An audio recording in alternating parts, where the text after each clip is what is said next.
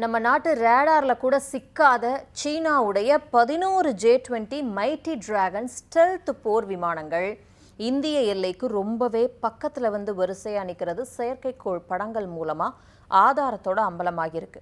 இவ்வளவு பக்கத்துல சீனா தன்னோட ஆபத்தான ஸ்டெல்த் போர் விமானங்களை கொண்டு வந்து நிறுத்தி இருக்கிறது இதுதான் முதன்முறை. அது என்ன ஸ்டெல்த் போர் விமானம்? அது எப்படி ரேடார் கண்ணிலேயே படாம தப்பிக்குது? சீனாவோட இந்த J-20 விமானம் இந்தியாவுக்கு ஏன் இவ்வளவு ஆபத்தானது? இதை எதிர்கொள்ள இந்தியா கிட்ட இருக்கக்கூடிய பலம் என்ன, பலவீனம் என்ன? இதை எல்லாத்தையும் விரிவாக பார்க்கலாம். இது தந்தி டிவியின் நியூஸ் டீப் டைவ். வழங்குவது நான் வினோதினி முத்துராமலிங்கம்.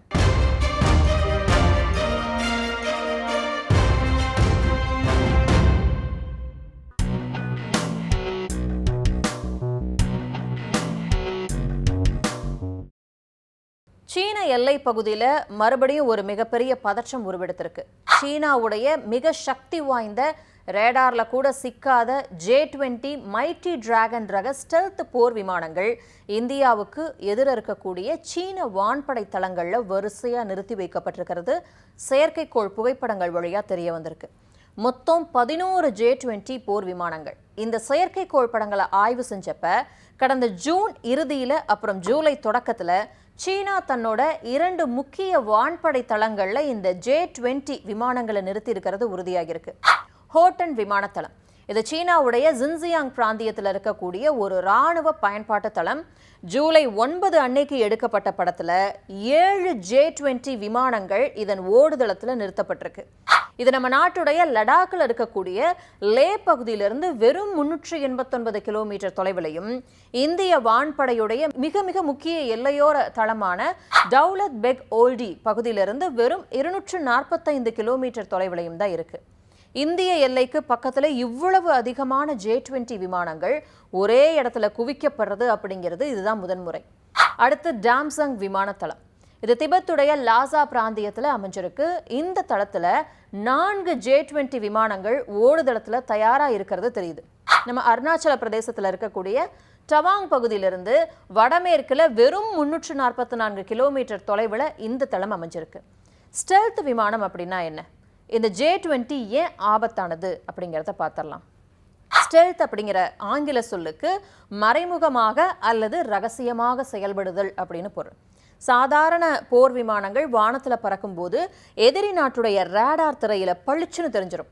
ஆனால் ஒரு ஸ்டெல்த் விமானம் எதிரி நாட்டு வான்வெளியில நுழைஞ்சாலும் கூட ரேடார்ல கண்டுபிடிக்கிறது ரொம்ப கடினம்.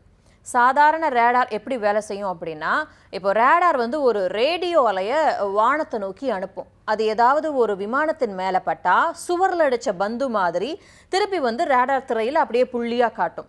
ஸ்டெல்த் விமானங்கள் இந்த ரேடாரை 3 வழிகளில் ஏமாற்றுது. ஸ்டெல்த் விமானங்கள் சாதாரண விமானங்கள் மாதிரி இருக்காது பார்க்கறதுக்கு. தட்டையான அப்புறம் கூர்மையான கோணங்களில் வடிவமைக்கப்பட்டிருக்கும்.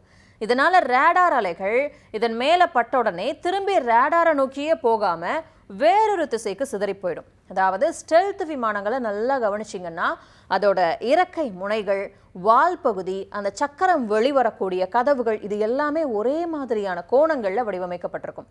இதனால என்ன லாபம் அப்படின்னா, ரேடார் அலைகள் அந்த கூர்மையான முனைகளில் பட்டு எதிரொலிச்சாலும் அது 360 டிகிரியும் சிதறாது. ஒரு 2-3 கச்சிதமான திசைகளில் மட்டும்தான் அந்த எதிரொலிப்பு போகும்.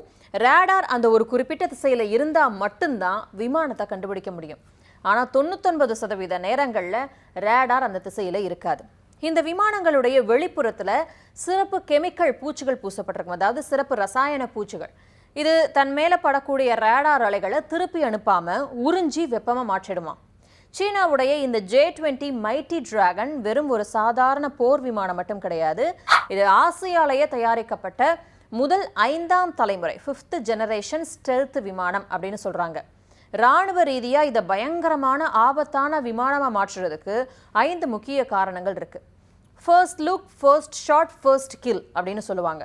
ஒரு மறைமுக விமானம் அல்லது வான் அமைப்பு எதிரி இருக்கிறத அவங்க தெரிஞ்சுக்கிறதுக்கு முன்னாடியே அவங்கள கண்டுபிடிச்சு அவங்க மேலே தாக்குதல் நடத்தி எதிரியை அழிக்கக்கூடிய திறனை விவரிக்கக்கூடிய ஒரு இராணுவ போர் கோட்பாடு தான் இது. J-20 விமானம் எதிரி நாட்டுடைய ரேடாரில் சிக்காம ரொம்ப பக்கத்தில் போயிடும்.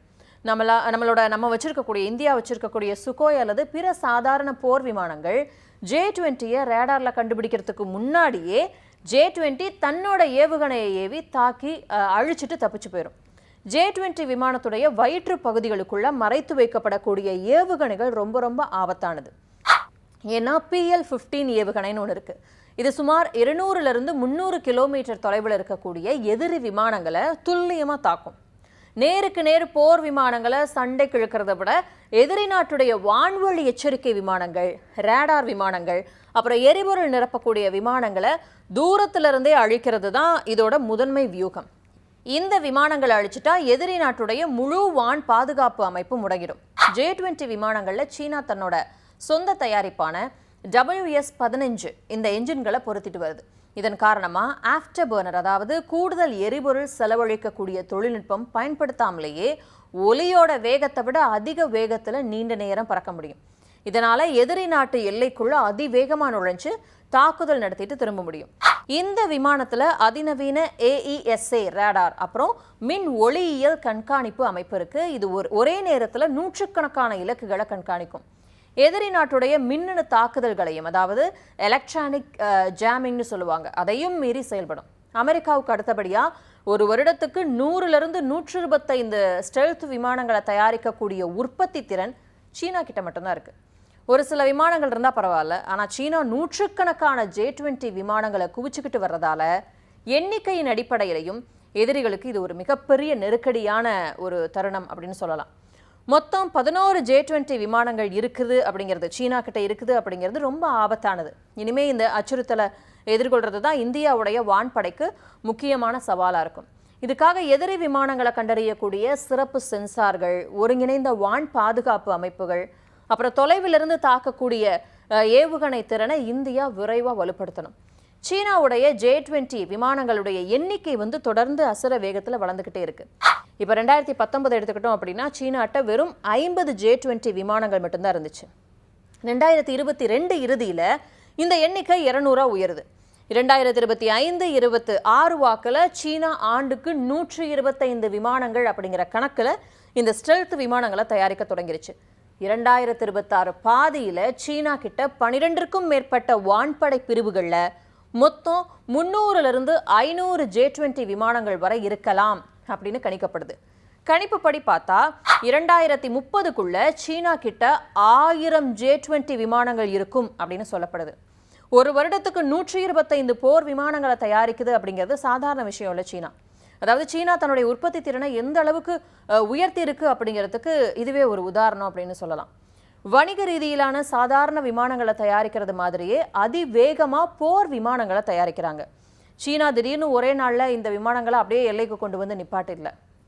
2016 திபெத்துடைய டவுசெங் யாடிங் அப்படிங்கிற விமான தளத்தில் முதன்முறையாக J-20 விமானம் நின்ன படம் வெளியாச்சு. 2024 மே மாதத்தில் சிக்கிம் எல்லைக்கு 150 கிலோமீட்டர் தொலைவில் இருக்கக்கூடிய ஷிகாட்சே விமான தளத்தில் J-20 விமானங்கள் தரையிறங்குச்சு. இப்போ நம்ம எல்லைக்கு மிக அருகில் அதிகாரப்பூர்வமாக அதிக எண்ணிக்கையில் குவிக்கப்பட்டுட்டு வருது. சீனாவுடைய இந்த அதிவேக வளர்ச்சிக்கு ஈடு கொடுக்க இந்தியா கிட்ட இருக்கக்கூடிய பலம் மற்றும் பலவீனங்கள் என்ன அப்படின்னு பார்க்கலாம். இந்தியா தன்னோட சொந்த 5ஆம் தலைமுறை ஸ்டெல்த் விமானமான AMCA advanced medium combat aircraft இந்த திட்டத்தை செயல்படுத்துறதுல மும்முரமாக இருக்கு. ஆனால் இது உருவாக்கப்பட்டு சோதிக்கப்பட்டு வான்படையில் சேர்றதுக்கு குறைஞ்சபட்சம் 10 ஆண்டுகளாச்சும் ஆகும். இந்தியா கிட்ட இப்போ 36 ரஃபேல் விமானங்கள் மட்டும்தான் இருக்கு. இந்திய கடற்படைக்காக 26 ரஃபேல்கள் ஆர்டர் செய்யப்பட்டிருக்கு. வான்படைக்காக இன்னமும் 114 ரஃபேல் விமானங்கள் வாங்க, அதாவது 3.8 லட்சம் கோடி ரூபாய் மதிப்பிலான விமானங்களை வாங்க பேச்சுவார்த்தை நடந்துகிட்டு வருது. இந்தியாட்ட 260க்கும் மேற்பட்ட ரஷ்ய தயாரிப்பான இந்த சுகோய்னு சொல்லுவோம்ல Su-30 MKI விமானங்கள் இருக்கு, அந்த ரக விமானங்கள் இருக்கு. ஆனால் இன்னும் பெரிய அளவில் அது நவீனமயமாக்கப்படலை. இது தவிர மிராஜ் 2000, MiG-29 போன்ற பழைய விமானங்களும் பயன்பாட்டில் இருக்கு. இந்திய வான்படையில் திறமையான போர் விமானிகளும் தொலைநோக்கு வியூகங்களும் இருந்தாலும் கூட ஸ்டெல்த் ரக விமான தொழில்நுட்பத்தில் சீனாவுக்கும் நமக்கும் இடையில உருவாகி இருக்கக்கூடிய இந்த இடைவெளியை விரைவாக நிரப்ப வேண்டிய கட்டாயம் நமக்கு இருக்கு அப்படிங்கிறது தான் நிபுணர்களுடைய கருத்தா இருக்கு.